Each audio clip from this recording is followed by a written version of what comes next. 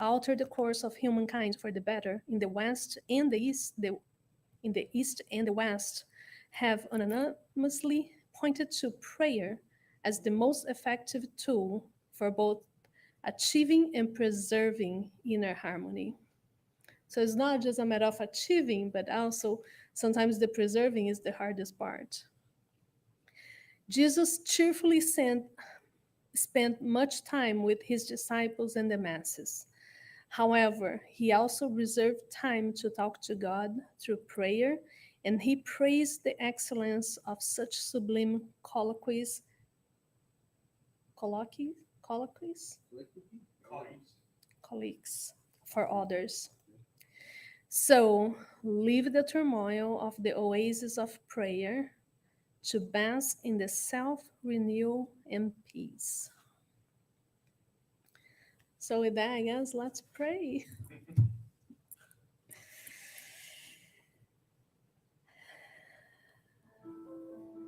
Let's be present, let's be here, let's open our hearts. Dear Father, here we are. Here we are looking for tools and enlightenment to achieve a better future, not only for ourselves, but to all the people around us. Be with us tonight.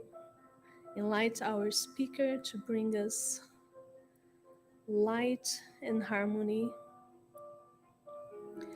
and let his words and his ideas find a fruitful soil in our heart.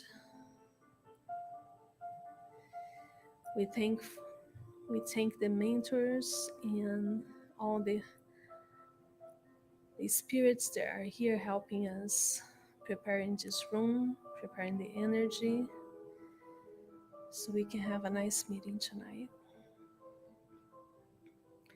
And with joy in our hearts, we say thank you. And so it is. So today we have Brian talking to us, sadly, for the last time on the foreseeable future. So hopefully you'll see more later on. But thank you for coming one more time.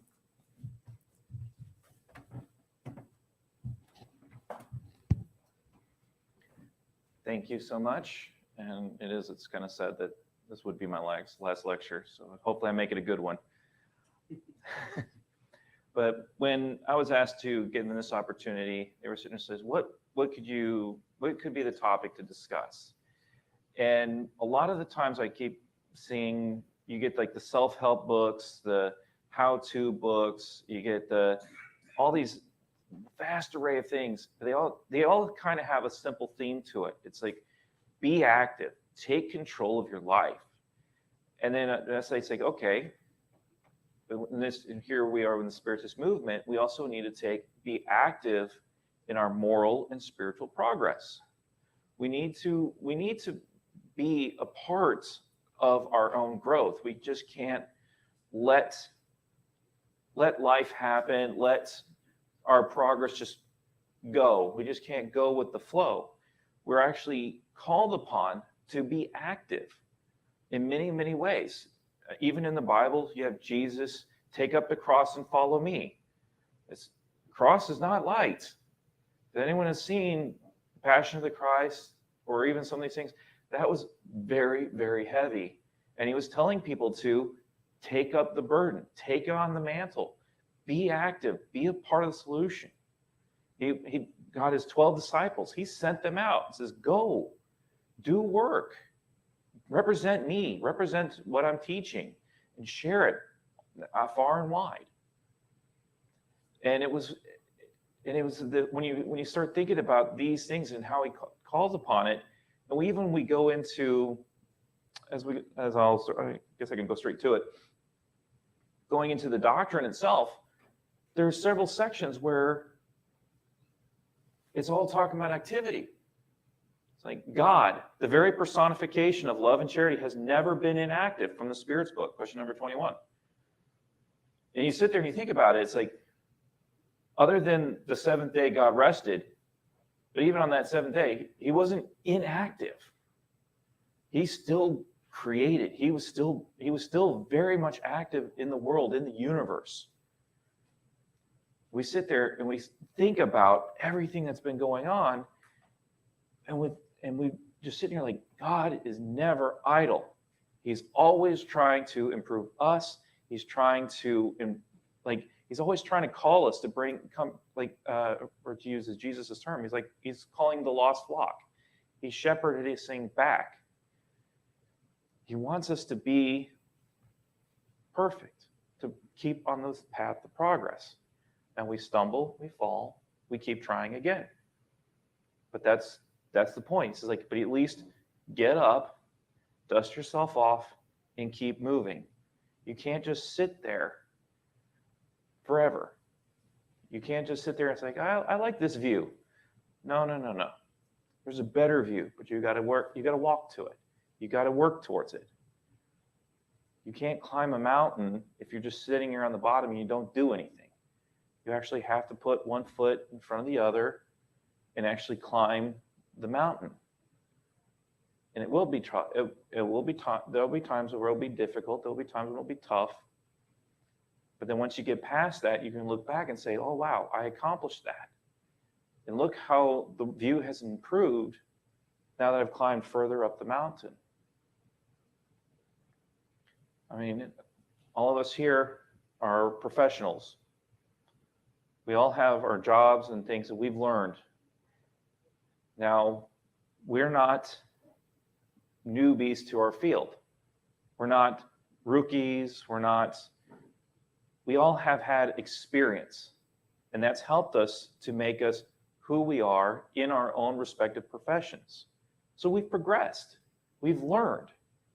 Well, let's apply that to our spiritual growth, our moral growth, basically any type of growth. You were active to learn your job and do it well, for whether it's for a better paycheck, a promotion. Well, let's apply it to the spirit. You put the effort in and you make yourself a better spirit. You shine with a brighter light. You have more love. You have more compassion. You're able to tolerate the daggers of evil, or you're able to weather the darkness that pervades either the spirit in the spiritual world, like umbral, that Andre Louise always mentions, or even on earth, all the pain and suffering that goes on. You can be the person that has that strength to be the one that goes and be the good Samaritan that helps the person that's fallen, that's gone out there to aid the sick, to help the poor, and be the person that helps it. The center is great because it has all these opportunities. The Caravan of Love, and then things where they go out and they help the homeless every 2 weeks. They all come here. They put hours of working together to prepare food, to make sure all the clothing is set aside, everything else. And then on the next day, then they come back together again and go and they distribute to the poor. They help. They become a positive influence in society. And we're meant to be a positive influence in our families, on our jobs, here, or in our communities, the world over. We're always meant to try to always be better. We're always asked to strive to be a better person. And even going back to here, a spirit never remains inactive. Question 401. No spirit's inactive. Discarnate, incarnate, no spirit's inactive. You're always working. Whether you're in a dream state and you're off, either learning, being a part of a spiritual help team, whatever, or even just going off to see loved ones that have passed on, your spirit is always active. Your body may be resting. Your spirit's not. And then everyone here has their passions, their loves, their desires. You think that ever stops? You think If you're sitting there one that is passionate for music, it's like you want to play music or listen to music, do you think that ever fades? No. That passion drives you. And you keep working towards it and refining it. Same with your spirit. Always purifying it. I keep getting these little motivational things, and there's two of them that always happens. One was about gold, and then the other one's about diamonds. And for gold, the purest gold always goes through the crucible. It's always heated to burn off all the impurities. That's work. That's effort.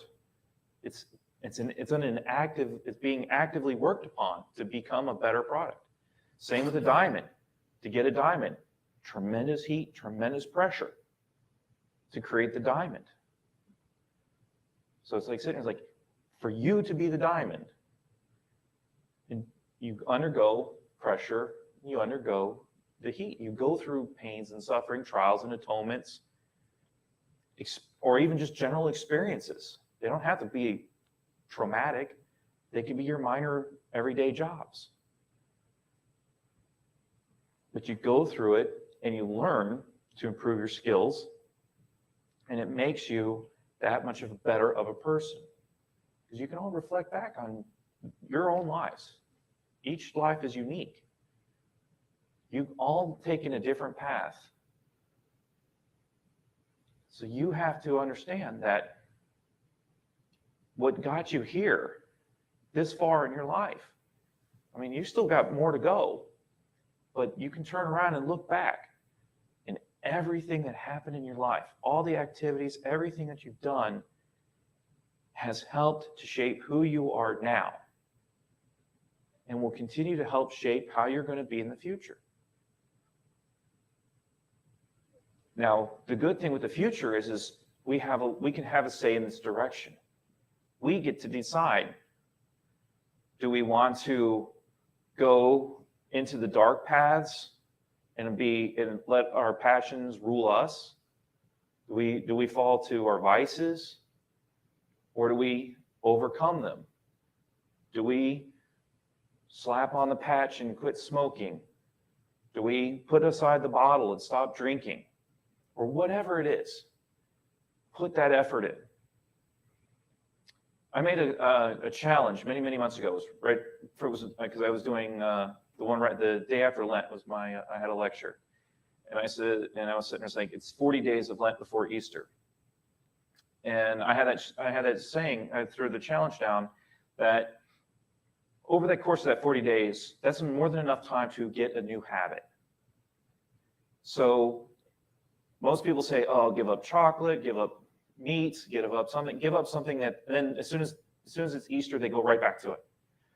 And I made it a different challenge. I says, "Okay, when you give something up for Lent, give up something you can do without forever. So you're always a purified person. You're going to give up a vice.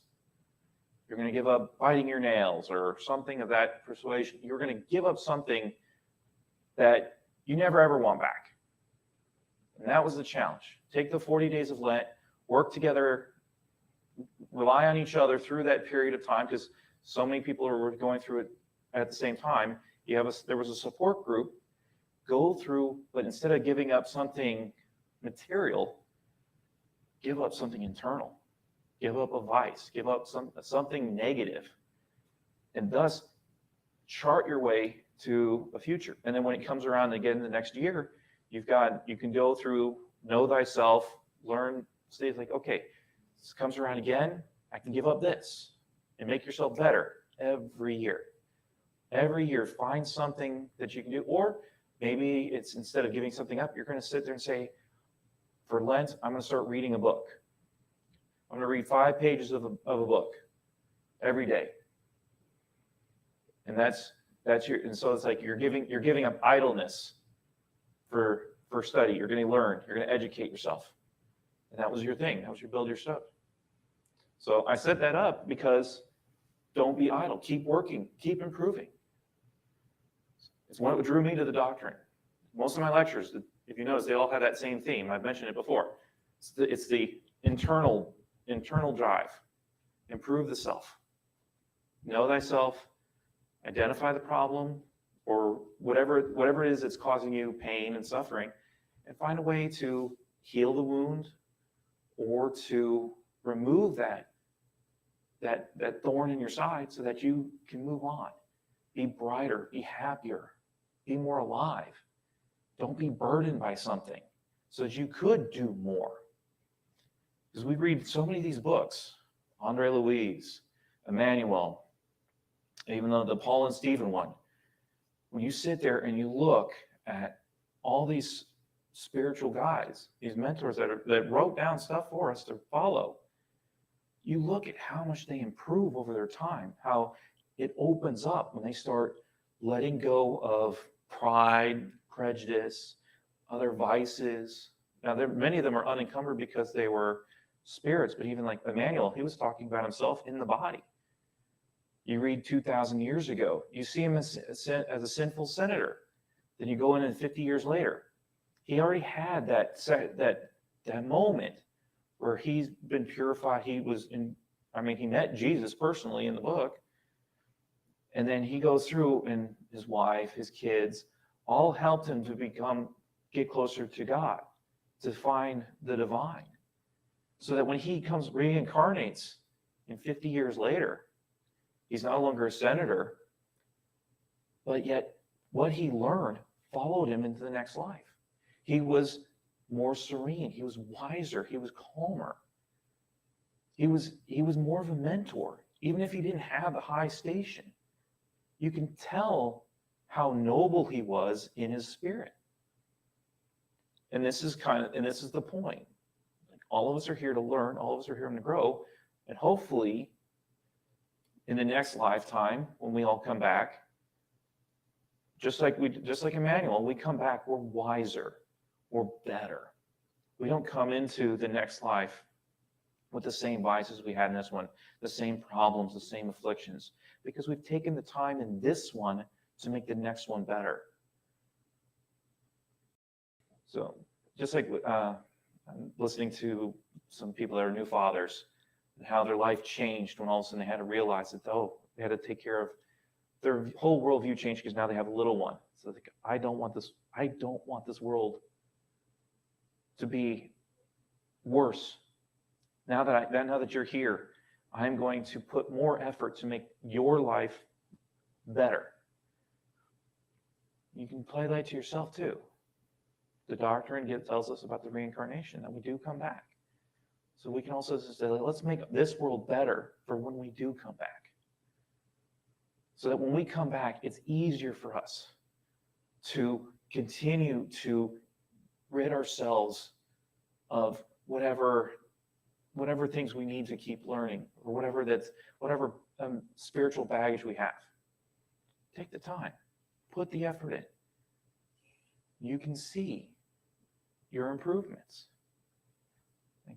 I've been here studying the doctor now for, I think it's been 17 years, something like that. And I have no idea, and you have no idea how much my life has changed over the course of those 17 years. I mean, I was literally writing a fan fiction story. And it was guns, battle, war, and everything else. But it was strange. But as I was reading the doctrine and letting the doctrine as I was starting to understand it and saying, wow, this is great. This is something worthwhile to listen and pay attention to, because I couldn't find things to discount it. I couldn't reject the teachings. I'm like sitting here like, it makes sense. I couldn't find the error. I couldn't find the flaw. But then as I was learning and learning and learning, I was continuing to write this story because I started it and people wanted me to finish it. But they didn't realize I was actually going through a spiritual awakening at the same time. So as this character changes through the course of the story, he's no longer at the beginning. He's very violent and aggressive. But towards the end, it's like he had a promotion and everything else, but he was more mindful. He was smarter. And he was trying to sit there and say, hey, what we did was wrong. There's got to be a better way. Maybe there's a way we can be a a force for good. And that was kind of like how I left it. It was like going out and being, even though they were considered outcasts, they were outside the law, they were outlaws. They were saying like, no, even though we're outside the law, we're going to work to be better. We're going to try to be the people that will do good. And that was the course of the story. But it was interesting as I was writing it. I go back and I think I read it like 3 or 4 years later, and I saw that, and I can see the progression as I was learning. So it was fascinating for me, and hopefully, as you reflect back on how long you've been attending, how long you've been paying attention to these lectures, whether it's been this is your first day, or you've been at it for years, maybe your entire lifetime, hopefully you can see the development.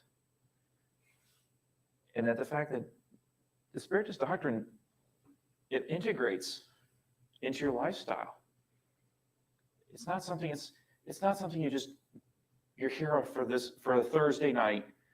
You're here for an hour, you get a little wisdom, and then you leave and you totally forget everything. Hopefully, this is something that when you read the books, when you read the doctrine and you study it, it makes you want to live a better life. At least for me. Hopefully for you too. When you read the books and go through, it's like, even if it's not the 5 books of the doctrine, if you just read the Non Solar series, like Andre Luis, good reads, you can sit there and see his progression. Especially with Non Solar, you see from a doctor, he had his issues, he goes and you see him progress. It's like he realizes his errors and he changes. And he becomes this wonderful spiritual doctor. And he goes on and he does all these other missions.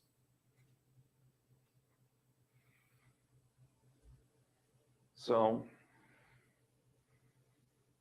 you're going through and you're putting this effort into it. It's like it says, there's more than enough out there. Even outside the doctrine. All the self-help books, all the motivational books. There's so many things out there. Like even if you take a get-rich book. It's like how to imagine yourself wealthy. Okay? But now, imagine yourself spiritually wealthy. Imagine yourself morally wealthy. You change it up, but it's all for the same purpose: make you better. But then we have to take another one from Jesus. Jesus turned around. He became the teacher. He turned around and helped those behind him, those that were still climbing up the mountain. They were further down. And he was guiding them. He was telling them, hey, avoid this, avoid that. Learn from my experience. Learn from my wisdom. So you can avoid the pitfalls that I may have gone through through my resurrections and past lives. Because if Jesus was like the most perfect being ever to be incarnated on earth, with all this massive amount of wisdom and knowledge, and he was able to pull on it, and he was giving as much advice as he possibly could. And he spoke in parables to make it understandable for the people of the time. But if you sit there and you look at it and put all that wisdom and everything he was sitting there and saying, it's like he's sitting here telling you how to avoid the pitfalls and how we can be better people. Go and sin no more. He would sit there and he would keep giving these wise thoughts. And it's like he's trying to tell us how to avoid our spiritual, our moral, emotional problems. All the things everything that makes us fall down. He helped us to give us a guide on what we could do to be better. And you look through history, look at the impact that he had after that time frame. Look at how the world changed, exploded. All of a sudden, now you had a group of people that weren't confined to their tribe. They weren't confined to their group. They were able to reach beyond Jews, Gentiles. And then as it progressed, then it started reaching out to other cultures, other parts of the world.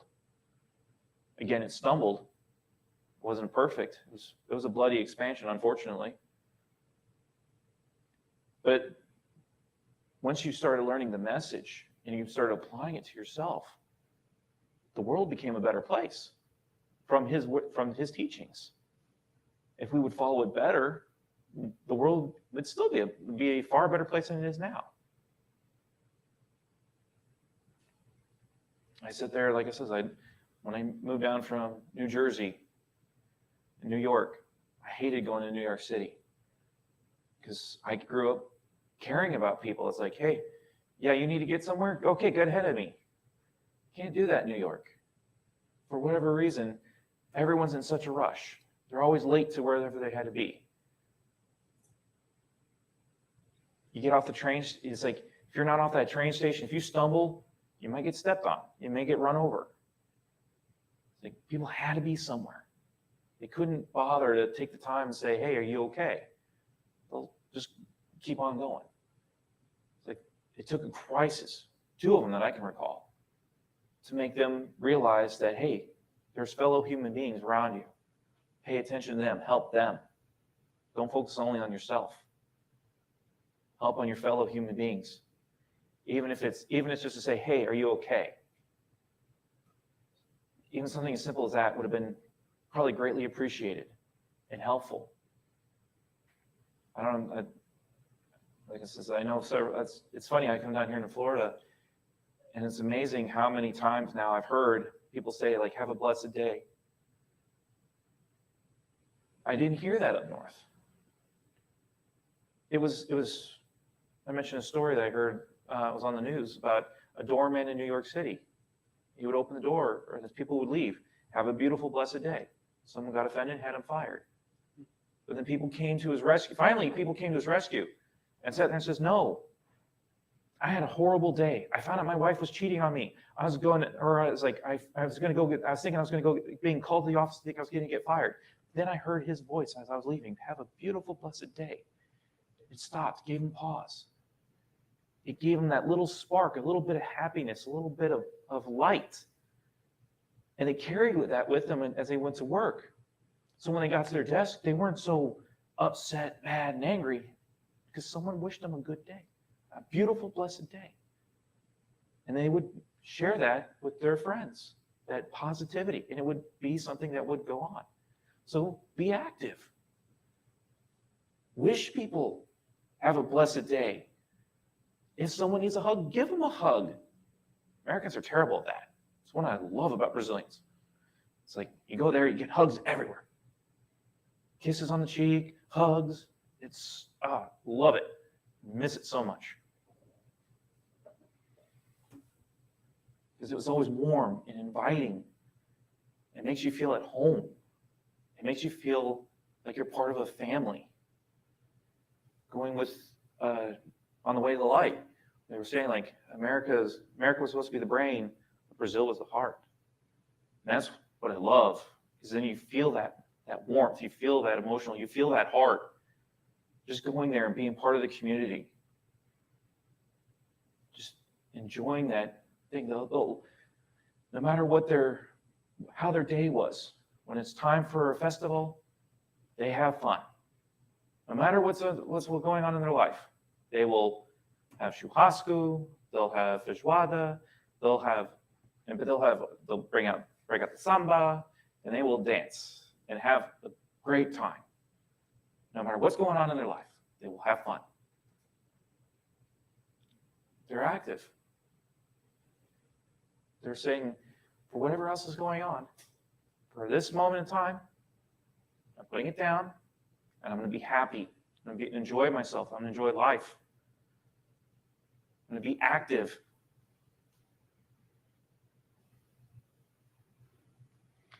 And then I even went into the gospel. Those who work actively for their moral progress not only shorten their duration of physical incarnation, but they may all at once transcend the intermediate degrees that separate them from the more highly evolved worlds. Al, you have that lovely slide that has the nice line that goes from corner to corner. And we're all down here working our way up the chain. So here's the one here. It says, like, put the effort in. Refine yourself. And you can sit there and say, okay, you were here, now you're going to jump up a few notches. You're not just going to do like a half step. You like jump 3, 4, 5 steps. You did a massive improvement. We see this with certain people. Like we've gotten all these inspirational people, Divaldo, Chico, Mother Teresa, even Mahatma Gandhi. We have these people that will set aside to show us peace, love, charity. And they will, and thankfully we idolize them. They're respected. They're warm. And that's, if anything, that's probably one of the good things. We're starting to recognize these people that have done more good, and we're memorializing them. And we're not letting their memories fade. We're not recognizing the tyrants like we used to. We don't recognize the people that caused us pain and suffering. We're starting to recognize the people that helped us. We're thinking of the people that did the most good, and we're honoring them. But the question is, why should they be the only ones? Why can't we be just like them? We all are all capable. We're all roughly the same level. We can all take the time, put the effort in, and make things better. Do we need a tragedy to befall us before we will step up and do something nice? Or can we do it now? Can we do something now? Like he says, we got the caravan that goes around and helps. That's the start. I got the calling to come up here and teach, to speak out, to warn people, saying, hey, when I came to this life, I had a desire, I felt a need to try to live a moral life. From when I was 8 years old. I remember reading, like it says, when I was a Boy Scout, I was reading the first, everything that they teach you as a tenderfoot. That was the most important parts of being a scout. That was the first thing they taught you. Not the merit badges, not everything. Stuff at the very beginning. Why? Because that's the way to live your life. Just like the doctrine. Teaches you how to live your life. Now, moral laws, part 3, Spirit's book. Each one is a section of the book. Lots of reading. But yet, it's a call of action. How many of these things up here are passive? The divine natural laws, it's probably the most passive one there because it's saying this is what's going to happen regardless. Gravity will still pull you down, whether you are working or not. The world will still keep on turning, whether you are active or not. But worship, it's a call of action. Labor, okay, labor all by itself is work. It's calling you to work. Reproduction, preservation, even destruction. Now, I've already kind of made the same thing. It's like I said, it's like destroy that which makes you, that doesn't help you, which makes you worse. Destroy the negative influences. Preserve the positive ones, the ones that inspire, the ones that create love, create charity. You move over here, society. That's a lot of activity. You have to interact with people. You have to find professions. You have to find ways to help each other. Something that, a talent that one person is capable of, this other person may not have, but they could do something else. You have the baker, you have the plumber, you have the barber, you have the veterinarian, all these different people with all these different professions because they work together as a team to improve life, not just for themselves, but for others. They work together as a team and improve each other, and through that interaction, they can find out maybe they got their own little quirks and flaws, things that they need to fix, things that will come out. It's easy. It's easier to identify when you have an issue because you can see it reflected on how the interactions of the people you're with. Are people happy to see you? Or they're sitting there like, oh, it's Brian. Hi. And then move on and talk to someone else. Because maybe that's an indication to you. It's like, okay, they're not happy to see me. Are they having a bad day?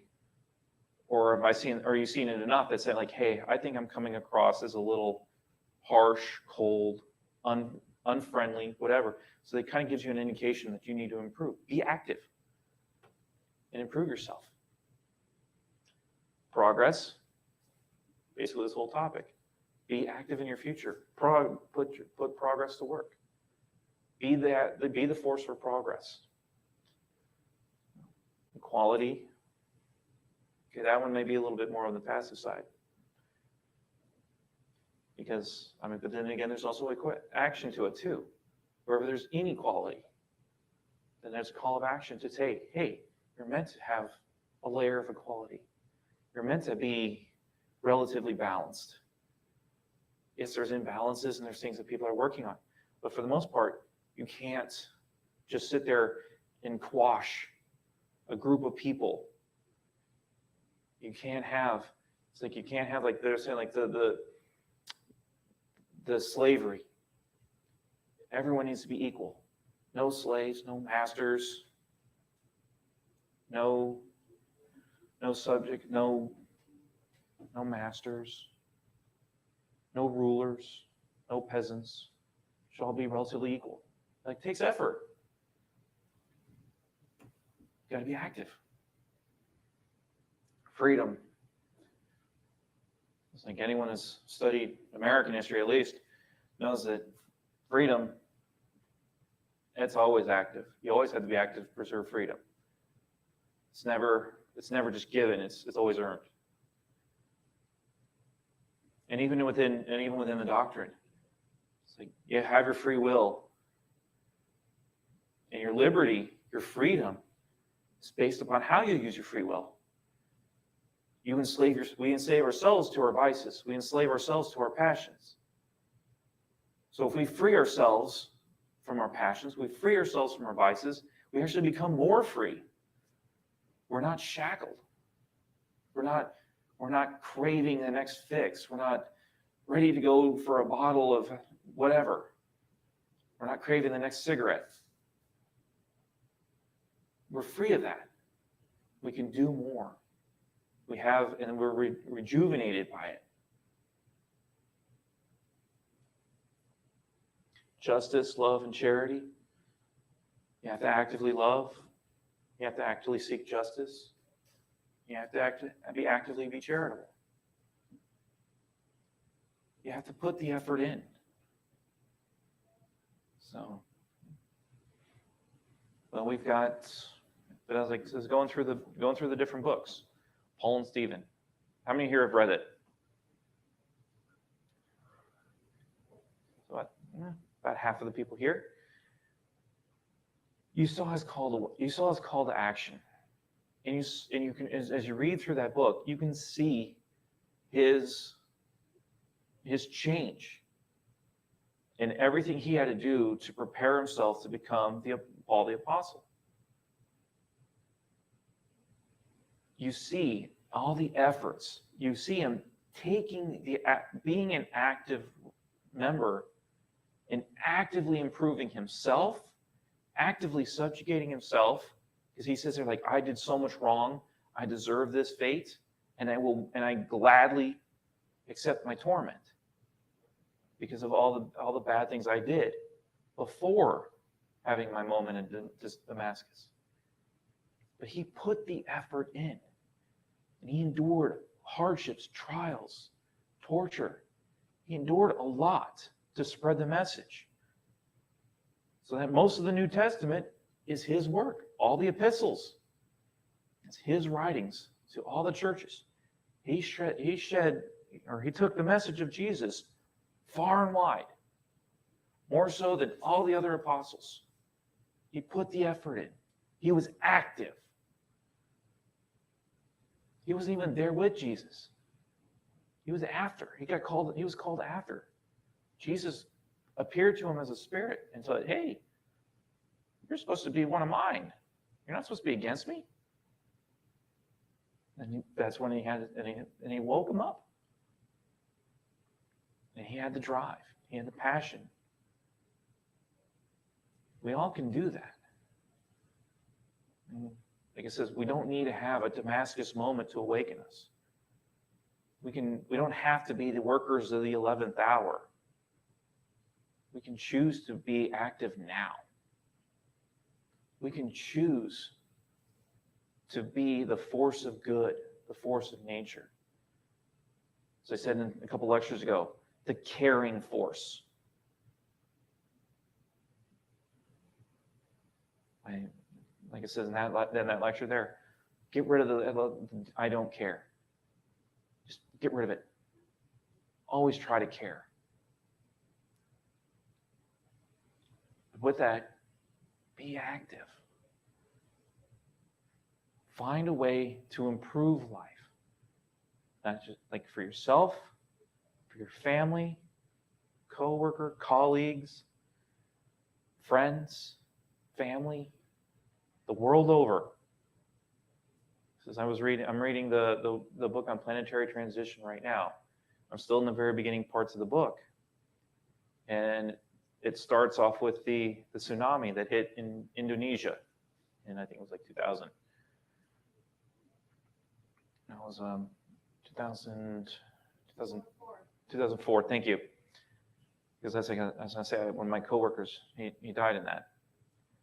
But it was, as I'm reading the book, and I'm seeing that they called upon spirits because of the great tragedy on the spiritual side. They called people far and wide. They had spirits from all over coming in to help the people that were disincarnated violently, who didn't even know that they died. But there were people that were coming from all over the world spiritually that came to help, to rescue, to render aid. The same with the people on earth. How many times have we mobilized to help people? Haiti, after Katrina, New Orleans, New York City, 9/11, or even all the myriad of hurricanes here in Florida. We turn around and we help each other. We start being active. And we also like it says, then we also do preparatory work and everything else, but that's being active. We prepare for hard times ahead. Soldier endures basic training. Not fun. Been there, done that. But going through the process expanded my limits, told me who I could be, or what I can endure, where I can find strength from within. Like I've already endured these hardships here. Hopefully I can endure other hardships. Maybe they won't be as bad because they were so bad then. I went through that crucible. I was heated to refine myself, to find my true strength within. Little did I know that my true strength was not in my muscles or not in my brain. It was in my spirit. That's where the crucible came. When I got introduced to the doctrine. I went through that crucible. How it purified my spirit, awakened my spirit. That's my story. What's yours? What's your call to action? What's waking you up? What's driving you to be that much better? With that, I'll turn over to Al to do us with our good vibrations. Thank you, Brian.